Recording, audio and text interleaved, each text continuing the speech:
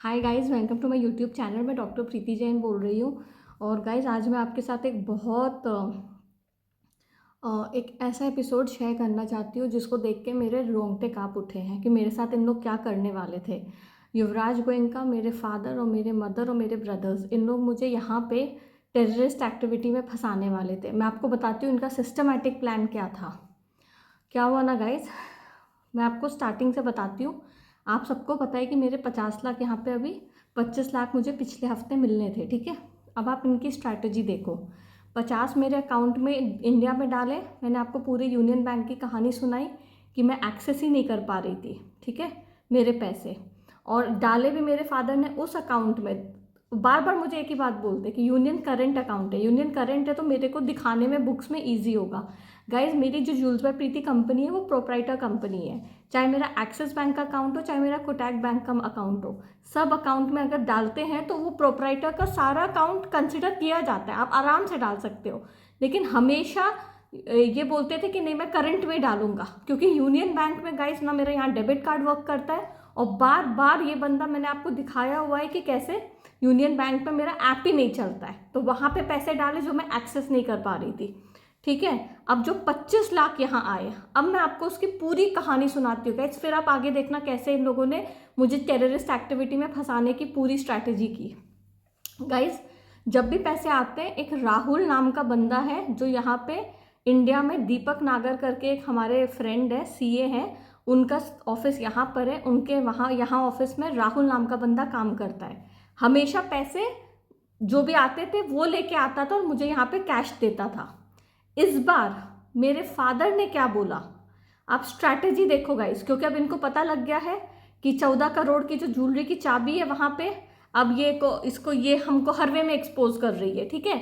तो या तो इन लोग पता नहीं वहां पे चुरा चुके हैं मेरी चीजें, या फिर इनको अब खुंदस चढ़ रही कि चुरा नहीं पाएंगे, मुझे नहीं पता गाइस।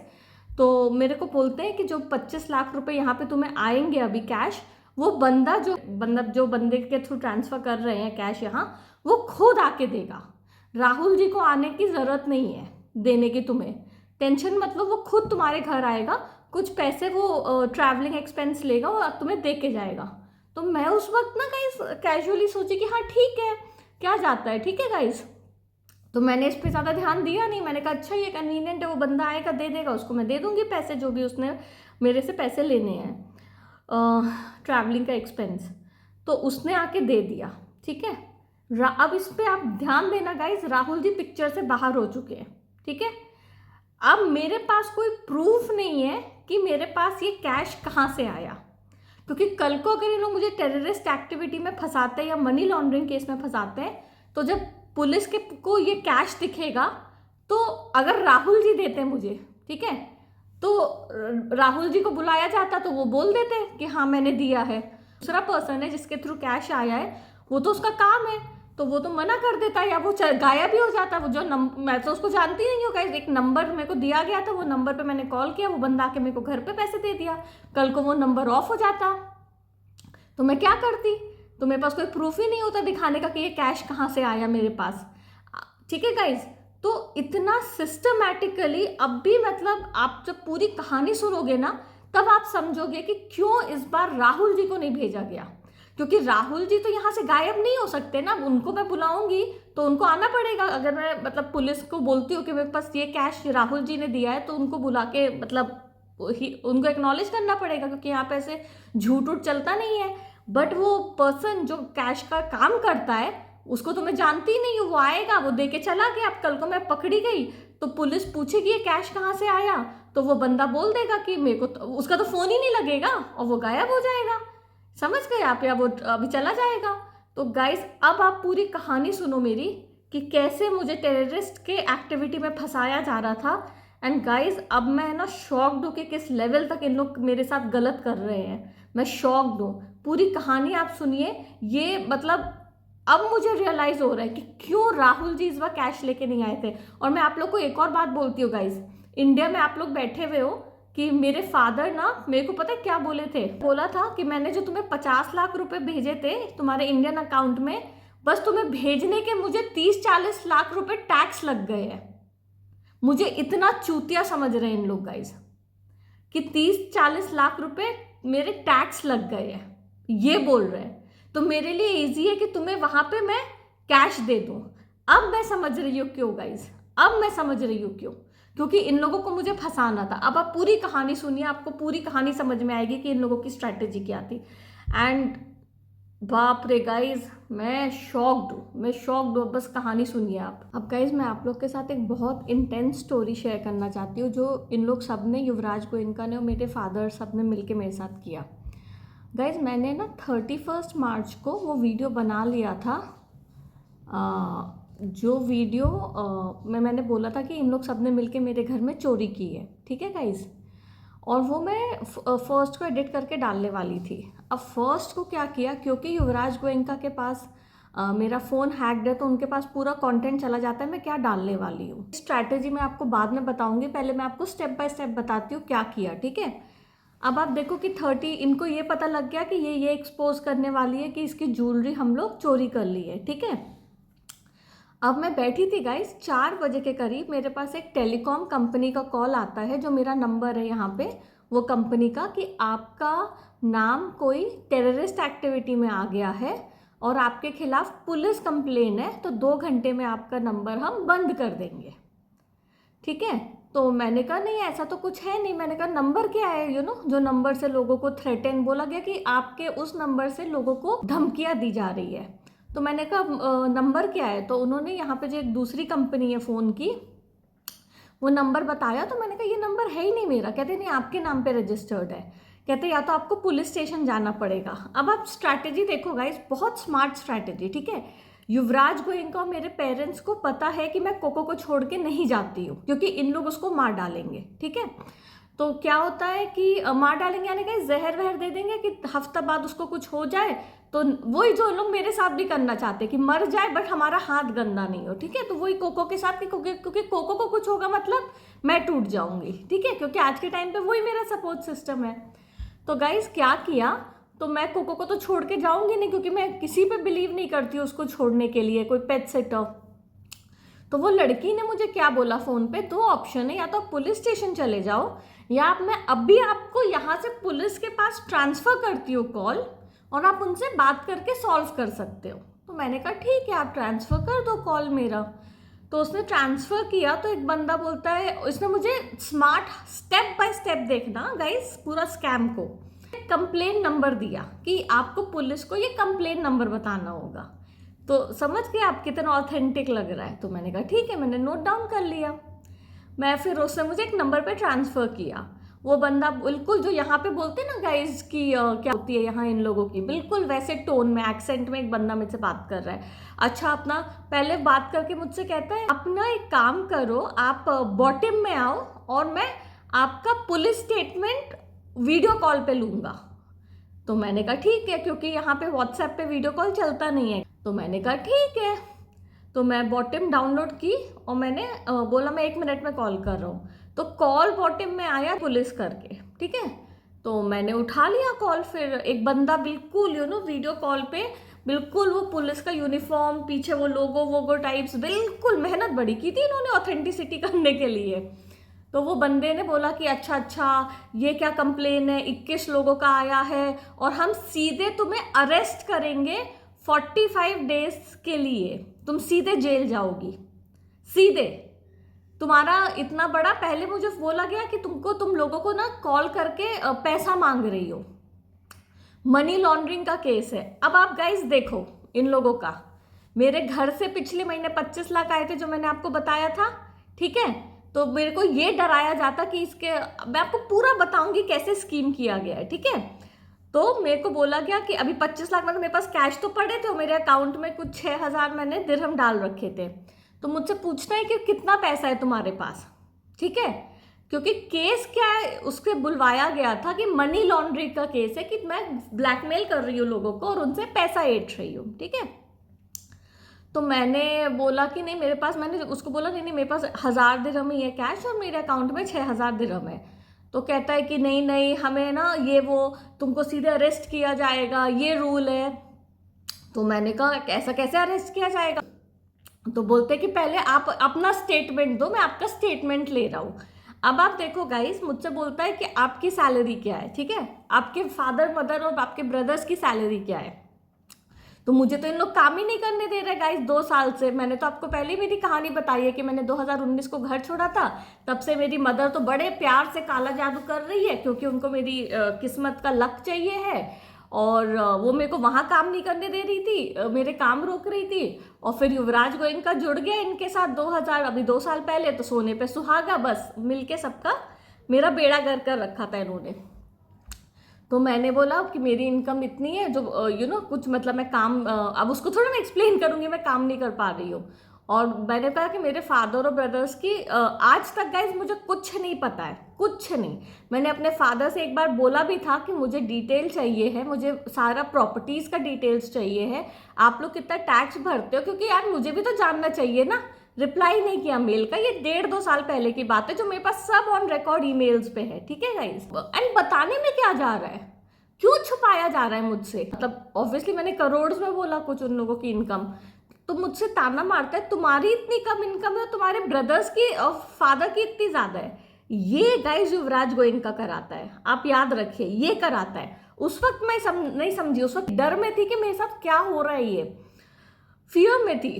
तो मैंने कहा कि हाँ, मतलब इंडिया में यूजुअली लड़कों को ये दिया जाता है सब कुछ, तो वैसा थॉट प्रोसेस रहता है, तो इसीलिए उन लोग वो कर रहे हैं। तो ऐसे ऐसे करके मैंने बोला, कहता अच्छा ठीक है। कहता है कि देखो 2 ऑप्शन है। पहले मेरा प्रॉपर स्टेटमेंट लिया वीडियो कॉल पे बॉटम के, कहता है मेरे को 2 ऑफिशियल डॉक्यूमेंट्स भेजे गए, मेरे पास सब है गाइज, सब रिकॉर्ड पे है। मैं बोल रही ना आपको, सब डलेगा, मैं हर चीज सबूत इकट्ठा कर रही हूँ। इन लोगों को ना गाइज, मेरे को एक तो मजा आता है, इन लोग मुझे बहुत अंडर एस्टिमेट करते हैं। इन लोगों को लगता है अकेली है, जो इन्होंने मुझे अकेला किया हुआ है अभी, और इनको लगता है कि अकेली है, क्या कर लेगी, और हम लोग तो इसको मिलके खा जाएंगे कच्चा, ठीक है। तो मैंने कहा बेटा अकेली हूं, इसीलिए 1.5 साल से तुम्हारे प्लान बड़े सक्सेसफुल हो रहे हैं ना। तुम लोग ने झुंड बना के रखा है, क्या नहीं किया इंडिया में, हर चीज किया, और तो भी आज लड़की यहाँ बैठी हुई है और पोल खोल रही है तुम लोगों के। नेक्स्ट स्टेप, उसने मेरे से पूरा स्टेटमेंट लिया। फिर कहता है कि 2 ऑप्शन है, या तो तुमको मैं 10 मिनट में पुलिस आएगी और तुम्हें सीधे लेके चली जाएगी, या मेरे को 2 डॉक्यूमेंट भेजे गए। कहता है कि जोर से पढ़ो ये डॉक्यूमेंट। तो एक पूरा वो लेटर हेड में पूरा टाइप करके रखा हुआ था, वो सब मेरे पास डॉक्यूमेंट्स है यहाँ पे फोन पे, कि लिखा था तुम ये बात किसी से शेयर नहीं कर सकती, किसी से नहीं। अगर तुम ये बात शेयर करोगे किसी के साथ तो तुम्हें 3 से 7 साल की जेल हो जाएगी। तो मैंने कहा मैं लॉयर को तो ले सकती हूँ ना। कहते नहीं, तुम लॉयर से भी बात नहीं कर सकती हो, तुम हायर ही नहीं कर सकती हो। तो कहते हैं बस एक ऑप्शन है, वे आउट है, कि तुम एक काम करो, तुम अपने बैंक में जाओ, सारे पैसे विड्रॉ करो, फिर हम गवर्नमेंट का बैंक बताएंगे, वहां पे डाल देना, फिर हम पूरा ट्रेल देखेंगे मनी का, और फिर तुम अगर इनोसेंट साबित हुई तो हम तुम्हें छोड़ देंगे, और नहीं हुई तो फिर हम तुम्हें सीधे जेल में करेंगे। सोचो गाइस, सोचो, मतलब मेरे साथ ये किया जा रहा है। एक दिन पहले मैंने वीडियो बनाया इन लोगों के बारे में, डेट भी दिखा दूंगी कि मैंने 31 को बनाया था, और 1 को मेरे साथ ये सब चीजें हो रही हैं, 1 को, कि ठीक है। अब मैं आपको इन लोग ये सब क्यों किए भी आपको बताऊंगी, बट आप सोचो इन लोग मिलके मेरे साथ क्या कर रहे थे गाइस। तो मैंने कहा कि अच्छा ठीक है, मैं डर गई गाइस। कहते आप किसी से नहीं शेयर कर सकते, किसी से नहीं। तो कहते अभी के अभी आप, मैं, और कह रहे मैं पूरे टाइम आपको वीडियो कॉल में देखूंगा आप, मतलब, और मैंने कहा मैं पुलिस स्टेशन जाती हूँ, वहां पे बात करती हूँ। नहीं, पुलिस के पास तुम जाओगी तो सीधे तुम्हें अरेस्ट कर लिया जाएगा, ये बोल रहे हैं मुझे, सीधे अरेस्ट करेंगे, वो सुनेंगे ही नहीं, इस लेवल का केस है तुम्हारे अगेंस्ट। डॉक्यूमेंट भेजा, मनी लॉन्ड्रिंग का लिख दिया। अच्छा गाइस, अब मेरे दिमाग में क्या आएगा कि उन लोग अगर मेरा बैग चेक करेंगे तो मेरे पास पैसे तो पड़े हैं, क्योंकि मेरे घर से 25 लाख आए थे, ठीक है, कि मैं लोगों को ब्लैकमेल करके उनसे कैश ले रही हूँ ये, और मुझझसे क्या बोल रहे कि आपने अपनी डिटेल किसी के साथ शेयर की है।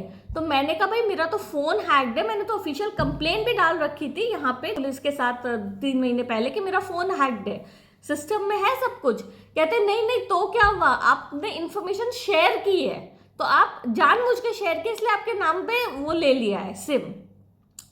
तो ना गाइज मैं डर गई, तो मैंने कहा ठीक है मैं विड्रॉ करने चली जाती हूँ, लेकिन मेरे पास कोको है, और कोको को यहाँ पे ना टैक्सीज में नहीं बिठाते, उनको प्रॉपर प्राइवेट कार बुलानी पड़ती है। तो मैंने कहा मैं क्या करूं। अब इसकी भाषा देखो, ये हरामखोर में युवराज गोयनका कराता है। वो बंदा क्या कहता है, अपने अब तुम्हारा डॉग है, डॉग को एक कमरे में बंद कर दो और तुम अपना काम करके आओ। समझ गए ये लाइन ना गाइज, ये इसकी मानसिकता है। और कोको को गाइज मैंने कभी अकेले नहीं छोड़ा है। कभी भी जो भी डॉग्स होते हैं ना वो डर जाते हैं अकेले रह के। मेरे जब इंडिया में भी सर्वेंट्स थे ना तो उनको भी बोला गया था कि उसको अकेले मत छोड़ के जाना, इवन 1 मिनट भी घर के बाहर मत जाना, क्योंकि उसको आदत नहीं है गाइज। तो मैंने बोलते कि वो बंदा बोलता है उसको ना लॉक कर दो और तुम अपना काम करने जाओ। तो मैंने कहा नहीं, मैं उसको नहीं छोड़ूंगी। तो कहता है फिर तुम जमा कैसे करोगी पैसे वैसे। मैंने कहा वो मैं देख लूंगी। मैंने ना गाइस फिर बहुत कामली हैंडल किया। मैंने कहा प्रीति कोई बात नहीं। लकीली मैंने फिर कोको, अच्छा गाइस उसके बाद जो टैक्सी वाले को मैं बुलाती थी ना, यहाँ पे एक यासिर नाम का बंदा है, वो सब मिले हुए इस लड़के के साथ, ठीक है। कॉल किया, मैं हमेशा से उसको बुलाती आ रही थी। मुझसे कहता है, वो खुद फोन उठा रहा है और मुझसे कह रहा है कि वो नेटिव प्लेस गया हुआ है, वो है ही नहीं यहाँ पे, ठीक है। अब देखो गाइज हर स्टेप पे इन लोगों को दिख तो गया कि ये फंस गई है, जो हम स्कैम कर रहे हैं ये डर गई है, ये फंस गई है। और क्या बोलते फिर हर स्टेप पे अब मुसीबत इसको और टॉर्चर करेंगे। कैब वाला नहीं आया, फिर भी गाइस मैंने अपने आप को संभाला। मैंने कोको का बेल्ट पहनाया, बाहर गई।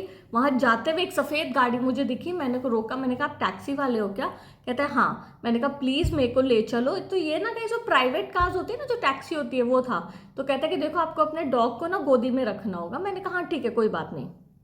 मैंने उसको बिठाया, फिर मैं लेके गई एक बैंक में। अब वो जो बैंक है गाइस जिसमें जहां से मैं विड्रॉ कर रही थी, वो बैंक में बाहर एक सफेद कागज डाल दिया कि ये बैंक वर्क ही नहीं कर रहा है। सोचो हर स्टेप पे इस लेवल की स्ट्रैटेजी की गई थी मुझे परेशान करने की गाइस, इस लेवल की।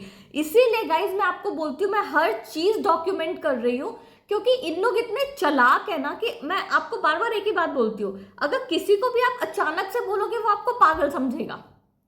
बट क्योंकि मैं डॉक्यूमेंट करके हर चीज डाल रही हूं ना गाइस, इन लोगों की सब चीज पोल सामने आ रही कि किस लेवल तक इन सब लोग मिलके इस लड़की को टॉर्चर कर रहे हैं। बैंक वाला कह रहा है, वो एक यहाँ पे लोकल बैंक है, वो बैंक वाला कह रहा है कि आज हमारा बैंक बंद है, आप विड्रॉ ही नहीं कर सकते।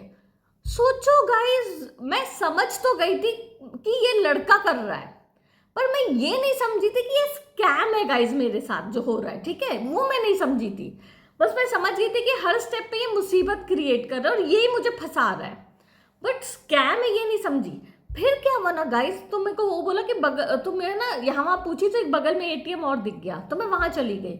वहां से मैं पैसे विड्रॉ की, पता है गाइस पूरे, और आप ये भी याद रखना गाइस, ये पूरे टाइम पे वो बॉटम में वो जो नाम का जो बंदा था जो अपने आप को क्लेम कर रहा है पुलिस को, वो वीडियो कॉल पे है मेरे साथ। वो कह रहे तुम फोन नहीं रख सकती हो, क्योंकि उसको पता था मैं किसी से भी पूछूंगी तो वो बोलेंगे कि नहीं यहाँ पे तो पुलिस ऐसा बुलाते ही नहीं है किसी को, कुछ ऐसा है ही नहीं रूल यहाँ पे, समझ गए। तो पूरे टाइम फोन पे था वो वीडियो कॉल। और जब मैं गाड़ी में भी बैठ रही थी ना टैक्सी में, तो जब मैं उससे वो स्पीकर पे था तो बात कर रही थी, तो मुझसे कहता व्हाट्सएप पे देखो। मैं व्हाट्सएप पे देखी तो कहता आप किसी के सामने मेरे से बात नहीं कर सकते। मतलब पूरी स्ट्रैटेजी थी गाइस, ठीक है। फिर मैं एटीएम, वहां दूसरे एटीएम में पहुंचे, मैंने सारे पैसे विड्रॉ किए। तो मैंने फिर ना गाइस पता नहीं क्या हुआ, वो बोला कि अच्छा अब तुम्हें डिपॉजिट करना है। पता नहीं गाइस उस मोमेंट में ना मेरे को एक इंट्यूशन हुआ कि ये गलत है, ये स्कैम है। कोई भी पुलिस ऐसा करेगा ही नहीं कि आपको बोलेगा कि भाई आप अकाउंट से पूरे पैसे निकालो किसी और के अकाउंट में डालो, ठीक है गाइज। तो मैंने कहा हो ही नहीं सकता। मैंने गूगल किया, पुलिस कभी भी बॉटम में स्टेटमेंट लेती है, तो आया नो। तो मैंने उसको बोला कि आप ले कैसे रहे हो, मैं तो गूगल कर रही हूँ। तो एकदम एग्रेसिव हो गया गाइज, नहीं प्रीति नहीं, तुम ऐसे गूगल नहीं कर सकती, तुम अलाउ नहीं हो गूगल चेक करना, अलाउ नहीं हो गूगल चेक करना। तो फिर ना गाइज मैंने कहा लेकिन आपका क्यों नहीं दिख रहा है कि आप स्टेटमेंट ले सकते हो? कहते हमारा साइबर क्राइम का ना अलग से टाई अप है बॉटम के साथ। फिर मैंने वो गूगल किया, फिर नो आया। फिर मैंने बोला नहीं तुम झूठ बोल रहे हो। तो कहता है कि अच्छा तुम घर जाओ, 10 मिनट में पुलिस आएगी, तुम 40 दिन के अंदर सीधे तुम्हें अंदर कर देगी। 10 दिन तुम जाओ घर, 10 मिनट में पुलिस आएगी, 10 मिनट में पुलिस आएगी। गाइज मैंने ना एंड में मेरा इंट्यूशन बोला नहीं प्रीति हो ही नहीं सकता। मैंने कहा तुम आप लोग मनी ट्रेल चेक कैसे करोगे? चेक कैसे करोगे? कैश तो कोई और नाम से नंबर से निकलता है, मैं डिपॉजिट करूंगी कोई और नंबर से जाएगा। तो कुछ तो उसने बकवास जवाब दिया, मैं समझ गई झूठ बोल रहा है। मैंने उसको बोला देखो मैं बैंक में खड़ी हूँ, कैमराज है, हर किसी के सामने बोल रही हूँ रिकॉर्ड पे कैमरा में कि अगर आप लोगों को जानना है तो मेरे हाथ में कैश है, आके कैश मेरे हाथ से लो। मैं डिपॉजिट नहीं करूंगी किसी के अकाउंट में, क्योंकि गाइज मेरे दिमाग में ये भी चला कि क्या पता वो कोई टेररिस्ट के या किसी के अकाउंट में डिपॉजिट करवा दे तो वो तो मुझे फंसा देंगे। और क्या पता ये युवराज गोयनका लोगों का ये स्ट्रैटेजी होगा कि इससे कोई अकाउंट में डलवा देंगे जो टेररिस्ट होएगा, या ऐसा कोई गंदा सा पर्सन जो रेड फ्लैग पर्सन होते हैं ना, उसके अकाउंट से डलवा देंगे। और फिर ये लड़की तो मतलब ऑन रिकॉर्ड कैमरे में आ रही है खुद डालते हुए पैसा, तो ये फंस जाएगी और जेल चली जाएगी। तो गाइज मैंने बोला नहीं, मैं नहीं डालूंगी किसी के अकाउंट में। तो कहते प्रीति डालो डालो वरना पुलिस आएगी पुलिस आएगी। मैंने बोला आप एक बात बताओ, यहाँ पे सिम कार्ड बिना बायोमेट्रिक के अलाउड ही नहीं है, अलाउड ही नहीं है। तो मेरा बायोमेट्रिक कहाँ से मिल गया? जो भी पर्सन मेरे नाम से नंबर लिया है, सिम लिया है। नहीं नहीं, कुछ तो बहाना करने लगा। मैं समझ गई गाइस स्कैम है, मैंने फोन काटा। फिर गाइस फोन काटा मैंने, यहाँ पे एक लोकल जन है जिनको मैं जानती हूँ, जो ऑब्वियसली मेरे मतलब ये इन लोगों के थ्रू ही है, फादर के थ्रू ही है, मैं जानती हूँ उन लोगों को। मैंने उनको कॉल किया, उन्होंने फ़ोन उठाया। मैंने बोला देखो मेरे साथ ये हुआ है, तो बोले स्कैम है। कहते हैं मैं शॉक्ड हो गई, पर मेरे को रिलीफ भी मिला गाइस। मैंने बोला कि ऐसे कैसे स्कैम है? कहते हैं ये स्कैम है, अभी इतना वॉर चल रहा है, मतलब पैसे वैसे हैं नहीं लोगों के पास, तो वो यही कर रहे हैं। तो मैंने बोला कि मैं शॉक्ड हो गई गाइस कि मतलब आप सोचो। तो उसने बोला ये सब स्कैम है, आप इसमें फंसो मत चक्कर में। फिर गाइस मैं बहुत शॉक्ड हो गई थी। बट गाइज अब मैं आपको ना पूरा इन लोगों का स्ट्रैटेजी बताती हूँ क्या था, ठीक है। अब मैं युवराज गोयनका, मेरे फादर मदर ब्रदर, सबका स्ट्रैटेजी लोग मिलके क्या डिसाइड किए थे। इनको ये समझ में आ गया कि ये लड़की पोल खोल रही है कि हम लोग ने इसकी ज्वेलरी चोरी कराई है, ठीक है गाइज। तो अब इन्होंने क्या किया, मुझे ऐसा अकेले फंसाया कि तब मुझे क्या लगेगा कि ओ माय गॉड कल को मुझे मेरे पेरेंट्स की ज़रूरत पड़ेगी, मैं उनसे डिस्कस करूं, मुझे उनकी हेल्प की ज़रूरत है, क्योंकि मुझे तो पूरे इन लोगों ने आइसोलेट कर दिया है, कोई फ्रेंड्स नहीं है, कुछ नहीं है।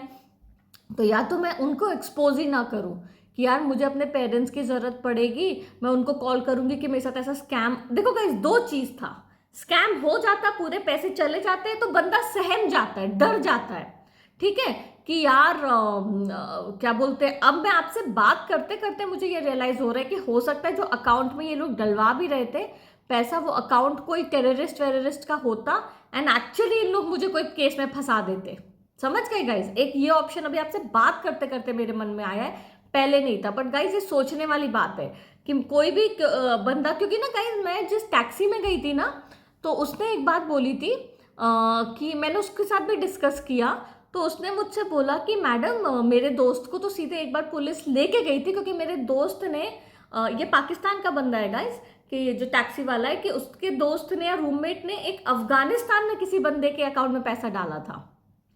तो पुलिस उसको 48 आवर्स सीधे बुलाई, क्योंकि प्रूफ था पुलिस के पास कि उसने पैसे डाले हैं, और जो बंदे के अकाउंट में डाले थे वो हो सकता है थोड़ा मतलब वैसा बंदा होगा।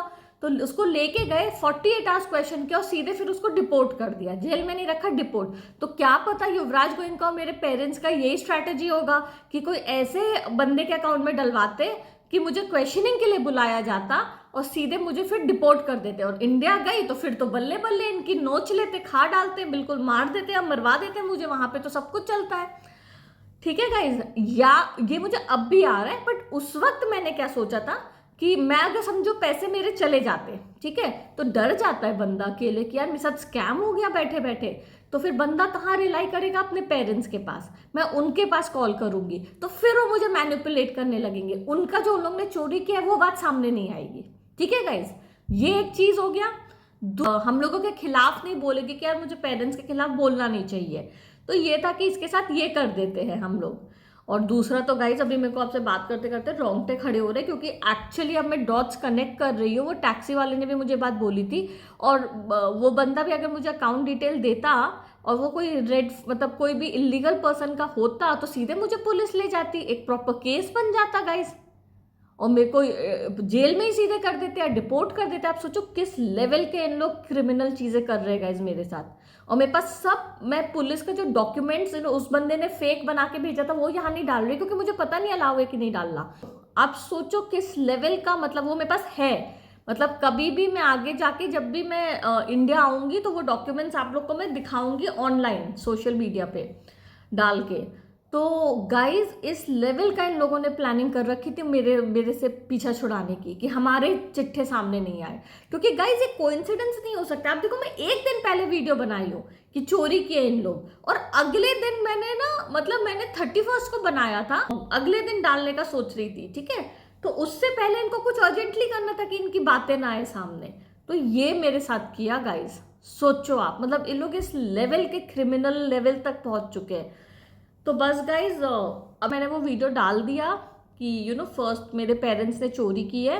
तो अगले दिन मेरे फादर का कॉल आता है, बिल्कुल नॉर्मल बातें कर रहे हैं। तो अभी तक मेरे पास 75 लाख आए हैं, 75 लाख। तो 25 लाख मुझे पहले बोल रहे थे कि मैं अगले हफ्ते दूंगा। अभी तक 1 करोड़ भी नहीं हुआ है गाइज। और मैं ये बोलने वाली थी कि मार्च मंथ में मैं पूरा 1 ले लूंगी और अप्रैल तक 2 ले लूंगी। 1 करोड़ तक, मेरे 25 लाख तक नहीं दिए। आप बेशर्मी की इन लोगों की हद देखो गाइज। कॉल किए जब मैंने बोला कि 25 लाख आप देने वाले थे, हाँ मैं अगले हफ्ते दिलवा दूंगा, कोई डेट नहीं दे रहे हैं, दिलवा दूंगा। इन लोगों की पोल खुल रही है गाइस कि मेरी ज्वेलरी चोरी करके बैठे हैं, फिर भी इन लोग मेरे को पैसे नहीं दे रहे हैं, फिर भी। एंड ट्रस्ट मी गाइज, इन लोगों की कुछ अलग लेवल की मेरे को मारने की या मुझे फंसाने की प्लानिंग चल रही थी। क्योंकि उस दिन, अगर अब मैं सोच रही हूँ गाइज, मैंने ये रियलाइज नहीं किया था कि सच में इन लोग, इसीलिए पता है गाइज क्या हो रहा है। मैं आपको एक बात बताती हूँ। कोई भी रेपुटेबल पर्सन है ना, वो पर्सन इमीडिएटली जो बोला गया था कि अब ये लड़की पोल खोल रही है, एक काम करो इसको 2 करोड़ दे दो और उस हरामखोर युवराज गोयनका को बोलो कि हटो तुम पीछे, और सबको ही पीछा छोड़ दो। आप एक चीज देख रहे हो गाइज, मेरा कोई पीछा नहीं छोड़ रहा है। आज भी कैमराज है, आज भी मेरे घर, मैंने ना गाइज इंडिया में अगस्त के बाद से टैक्स ही फाइल नहीं किया है। मेरा जो बंदा टैक्स फाइल करता था वो पर्सन को मना कर दिया गया कि टैक्स मत फाइल करो। मैं, मतलब जो मेरे रिश्तेदार हैं, आप लोगों को पता है फाइनेंशियल स्टेटस मेरे फादर का, और जो मेरे भाई लोग एक पूरा वो ले रहे हैं, लुफ्त उठा रहे हैं, ठीक है, वो सब पैसों का, उन सब का। और मुझे, मेरा अगस्त से मैंने अपना टैक्स नहीं फाइल किया है गाइस। मेरा टैक्स जो बंदा फाइल करता था उसको मना कर दिया गया कि मत करो इसका काम। वो मेरे फोन उठाना बंद कर दिया। मैं जिसको कॉल करती थी सब मना कर देते हैं या फिर बेइज्जती करते गाइज, हम कर देंगे फिर आप मैसेज करो, वो रिप्लाई नहीं करते। इस लेवल की बेइज्जती की जाती है। तो क्या हुआ गाइज, मैंने अपने जब फादर को बोला कि हाँ मेरा टैक्स करवाना बाकी है, तो कहते कि हमारा बिलासपुर में जो सीए है, हेमंत नाम का बंदा है, कहते उससे बोल दो, मैं वो कर देगा, ठीक है। तो मैंने फिर वो हेमंत को कॉल किया, तो 4 दिन पहले तो उसे बोला आप अपना सारा फाइनेंशियल ईयर का स्टेटमेंट भेज दो। मैंने कहा ठीक है। आज गाइज मैं आपको स्क्रीनशॉट में दिखा रही हूँ, मैंने 3 बजे उसको बोला कि ईमेल आईडी भेजो, अभी तक अनरेड है मैसेज। और ऐसे इन लोग मेरी बेइज्जती करते हैं गाइज, ऐसे। और मेरे को सबसे ज्यादा खुशी, देखो गाइज मैं आप लोग को एक बात सच बताती हूँ, ठीक है, मैं दिल से, आप मेरी फैमिली की तरह हो, आप मेरे से जुड़े हो, आपको मेरा नेचर पता लग गया है। इन लोगों को ना गाइज मुझे कैसे भी एलिमिनेट करना है, हटाना है, मरवाना है। मैं मुंह पे बोल रही हूँ, मैं मर जाऊंगी ना गाइज तो मेरे पेरेंट्स कोई भी कहानी सुना देंगे, ठीक है। अभी ब्रदर्स पूरे पिक्चर से बाहर है, मदर तो अरे बाबा रे, मैं मेरी बेटी की शादी, मेरी बेटी का ये, मेरी बेटी का वो बड़ा करती थी। अब पिक्चर से बाहर क्यों है वो औरत, क्यों है वो औरत? मेरे रिश्तेदारों को, बिलासपुर और जैन समाज, आप लोग को मेरी मदर का नेचर बहुत अच्छे से पता है। और जब मैं घर छोड़ी थी तो क्या क्या बातें इन्होंने आपको बोल रखी है, आप सबको पता है, वो मुझे नहीं पता है। लेकिन आज आप ही जाके इस औरत से पूछना, इनसे पूछना आज ही जाके कि छाया अकेले दुबई में है, वो तो बोल रही है एक लड़का उसको तंग कर रहा है। क्यों नहीं कर रहे हो तुम लोग कुछ, क्यों नहीं कर रहे हो? अब क्यों पिक्चर से बाहर है वो लेडी? समझ गए गाइज?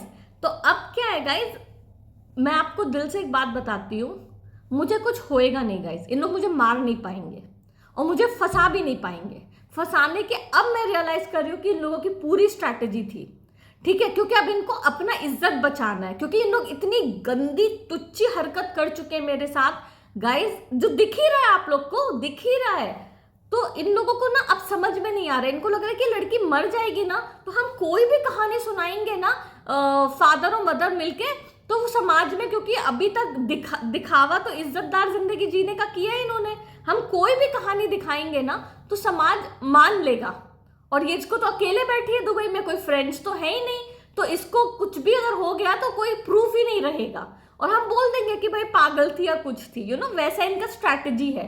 क्योंकि गाइस कोई भी रेप्यूटेबल पर्सन सबसे पहले बोलता है कि भाई तुम अपने पैसे ले लो, जो मैंने बोला था, और इस हरामखोर को बोलता कि भाई अब खत्म करो, तुम अपने लाइफ में आगे बढ़ो।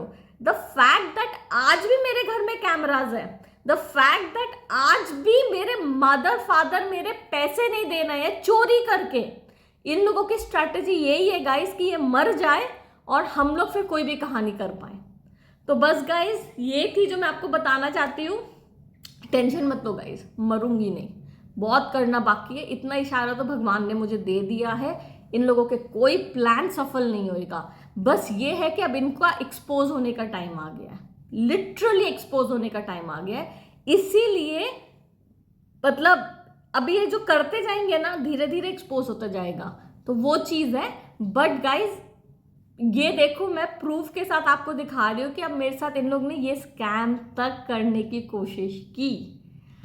And thank you so much for watching guys. मैं बीच बीच में ऐसे बनाती रहूंगी जैसे वीडियोस, आप लोग मुझे बताना कौन सा अच्छा लग रहा है। बस मैं बातें करती हूँ वो, या फिर थोड़ा आपको दिखाती रहती हूँ जो जो मैं कर रही हूँ, फिर बातें करती हूँ, बताना। And thank you so much for watching. Bilaspur Jain समाज प्लीज़ ये सारी बातें फैलाइए कि मेरे पेरेंट्स मेरे साथ ये सब कर रहे हैं एंड वो मेरा लाइफ में हर चीज़ ब्लॉक कर रहे हैं, ना मेरी शादी होने दे रहे हैं वो लोग। अगर कोई लड़का दिन रात कैमरा लगा रखा है और मैं किसी से बात नहीं कर पा रही हूँ तो उनका एम तो वो है, लेकिन गाइज भगवान है, शादी भी होगी, बच्चे भी होंगे, फिर इनके पोल खुलने चाहिए। Thank you so much for watching.